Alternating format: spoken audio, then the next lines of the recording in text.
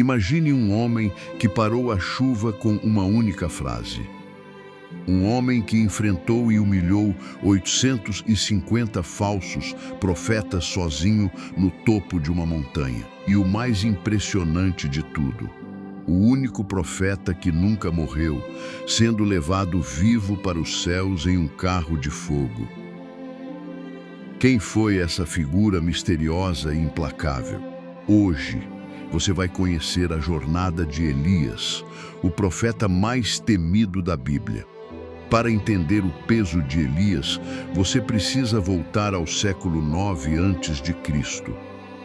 A nação de Israel estava mergulhada na pior crise espiritual da sua história. O rei Acabe governava o país, mas a verdadeira força por trás do trono era a rainha Jezabel. Ela era uma sacerdotisa estrangeira que trouxe para Israel a adoração a Baal, o falso deus das tempestades e da fertilidade. Jezabel mandou assassinar os profetas de Deus e corrompeu a nação.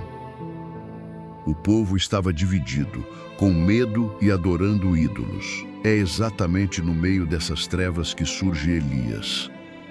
Um homem rude, vindo das montanhas isoladas de Gileade, que vestia roupas de pelos e um cinto de couro. Ele não pediu permissão. Elias entrou no palácio real e declarou um juízo direto.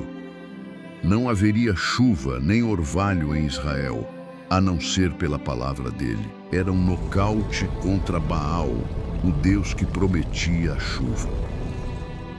A seca começou e foi implacável. Para proteger seu profeta, Deus mandou que Elias se escondesse no ribeiro de Querite. Lá, algo totalmente improvável aconteceu. Corvos, aves consideradas impuras, traziam pão e carne para ele todos os dias. Quando o rio finalmente secou, Deus ordenou que ele fosse para Sarepta. Essa era uma ironia divina extrema, porque Sarepta ficava no coração do território de Baal, a terra natal de Jezabel. Lá, Elias encontrou uma viúva muito pobre recolhendo gravetos.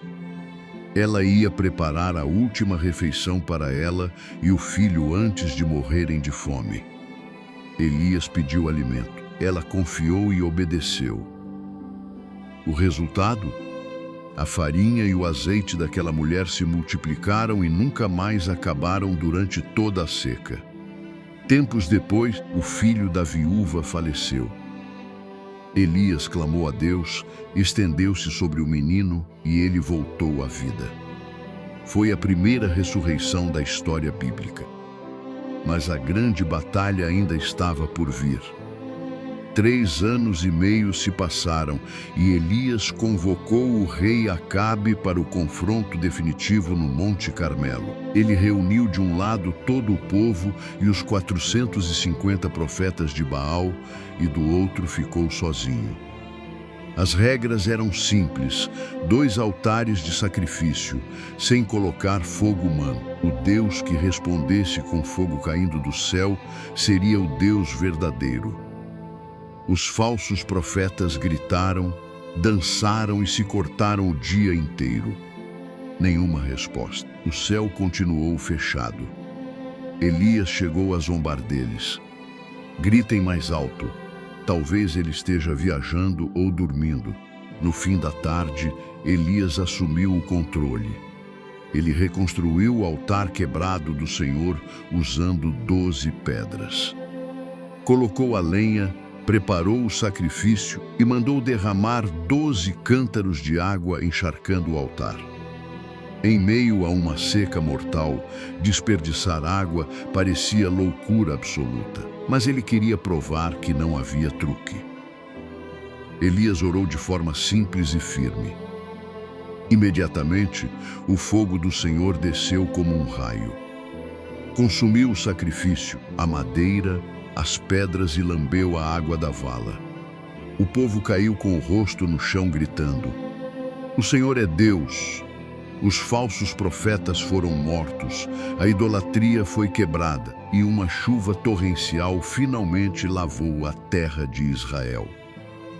O poder divino foi tão intenso que Elias correu a pé por quilômetros, ultrapassando a carruagem do rei na tempestade.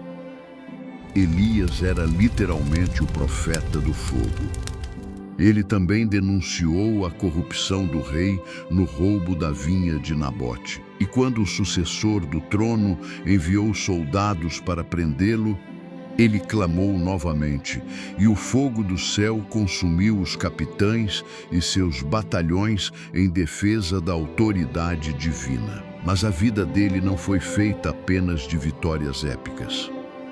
Logo após o milagre do Carmelo, a rainha Jezabel jurou matar Elias. Aquele mesmo homem que não recuou diante de uma multidão inimiga, sentiu um medo profundo, fugiu para o deserto e pediu a morte. Ele entrou em depressão, esgotado e solitário. Aqui está a beleza mais profunda dessa história. Deus não repreendeu a fraqueza do profeta. Ele enviou um anjo com pão, água e permitiu que ele dormisse. Fortalecido, Elias caminhou 40 dias até uma caverna no Monte Horebe. Lá, Deus se manifestou para curar a alma dele. Deus não apareceu no vento forte que partia montanhas, não estava no terremoto. E não estava no fogo consumidor. O Senhor se revelou em uma voz mansa, num sussurro suave e delicado. O homem que chamava fogo do céu aprendeu que o verdadeiro sustento e a cura interior não vêm dos espetáculos grandiosos, mas da intimidade silenciosa. Essa jornada é o reflexo da nossa vida. Nós vivemos como a nação de Israel, com o coração dividido. Queremos as bênçãos de Deus, mas mantemos nossos ídolos modernos, como o dinheiro, o orgulho ou o excesso de internet. Queremos ver o fogo descer, mas não queremos o trabalho silencioso de restaurar o nosso altar de oração e adoração. Além disso, Elias nos prova que até os maiores heróis cansam, sentem medo e choram. Mas Deus não espera que você seja de aço. Ele te alimenta no seu deserto pessoal e fala no silêncio das suas maiores crises. O fim de Elias não foi deste mundo. Diante de Eliseu, o seu aprendiz, ele abriu as águas do rio Jordão com o seu manto. E enquanto caminhavam, um redemoinho poderoso surgiu. Um carro de fogo puxado por cavalos em chamas desceu e levou Elias vivo para a glória. O profeta subiu, mas a sua capa ficou. A missão não acabou, ela apenas trocou de mãos. A fidelidade de defender a verdade agora é a sua responsabilidade.